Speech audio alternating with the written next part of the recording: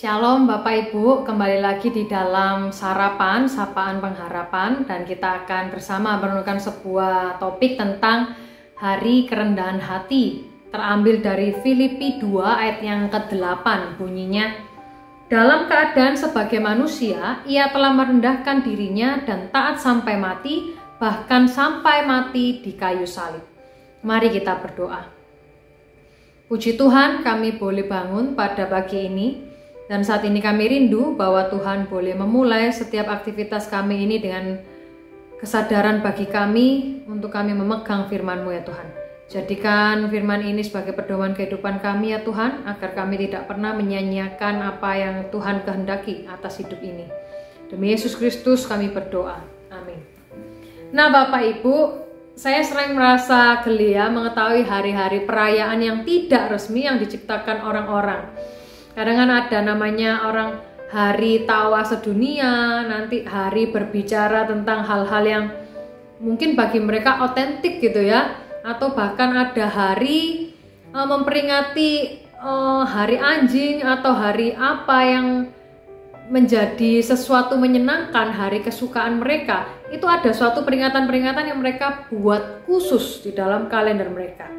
Nah tapi Bapak Ibu, kemarin tepatnya ketika kita boleh mengikuti Rabu Abu 2 hari yang lalu, kita melihat bahwa di sana kita sedang merayakan Hari Kerendahan Hati.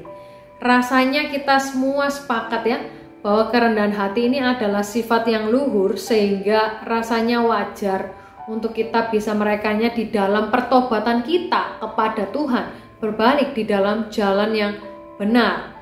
Tetapi Bapak Ibu, pada zaman dahulu orang itu lebih mementingkan kehormatan ya, dan sebaliknya malah memandang kerendahan hati ini sebagai kelemahan dan bukan nilai yang luhur. Membanggakan prestasi diri itu dianggap wajar, dan orang-orang akan menganggap kita aneh jika kita ini berusaha mengangkat status kita. Di dalam kerendahan hati dianggap lebih hina, seperti sikap seorang hamba kepada tuannya. Nah, namun Bapak Ibu, para ahli sejarah menyatakan bahwa semua itu telah berubah setelah penyaliban Yesus. Dalam peristiwa itu, pribadi yang dalam rupa Allah ini melepaskan status keilahiannya demi menjadi seorang hamba dan merendahkan dirinya untuk mati bagi orang lain. Dan di sini Bapak Ibu kita melihat bahwa tindakan terpuji membuat orang berpikir ulang tentang makna kerendahan hati. Pada akhir abad pertama, para penulis sekuler pun mengakui bahwa karena karya Kristus tadi, kerendahan hati adalah sifat yang luhur. Nah, ketika kita saat ini seringkali dipuji karena kerendahan hati, sebenarnya Injil itu telah diberitakan secara halus. Karena tanpa Yesus Bapak Ibu, kerendahan hati bukanlah sesuatu yang baik.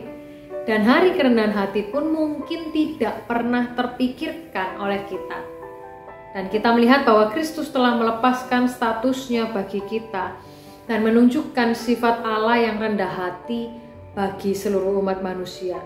Nah, apakah kita masih bangga dengan status jabatan kita, profesi kita, tanpa kita belajar sebagaimana Kristus merendahkan hatinya di dalam keadaan manusia, di dalam keadaan rupa hamba?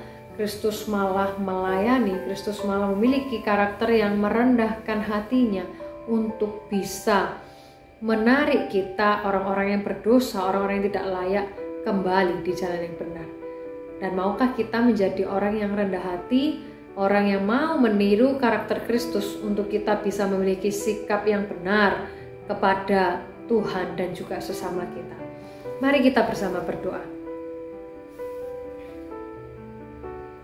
Tuhan, ketika kami boleh belajar dan diajarkan tentang kerendahan hati, ajarkan kami untuk tidak menjadi orang yang arogan, tidak menjadi orang yang sombong, tetapi kami benar-benar menjadi orang yang rendah hati di dalam Tuhan, sehingga apa yang boleh kami katakan dan kami tuturkan dan kami lakukan itu semua mencerminkan kasih Kristus yang senantiasa menghidupi dan juga senantiasa menegur kami dan mengingatkan kami di dalam kerentanan kerapuhan kami.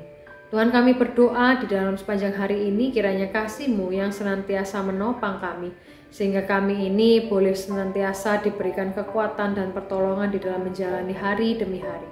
Terpujilah nama-Mu ya Tuhan Yesus, karena kami berdoa demi Kristus Yesus. Amin. Sampai jumpa Bapak Ibu, Tuhan Yesus memberkati setiap kita.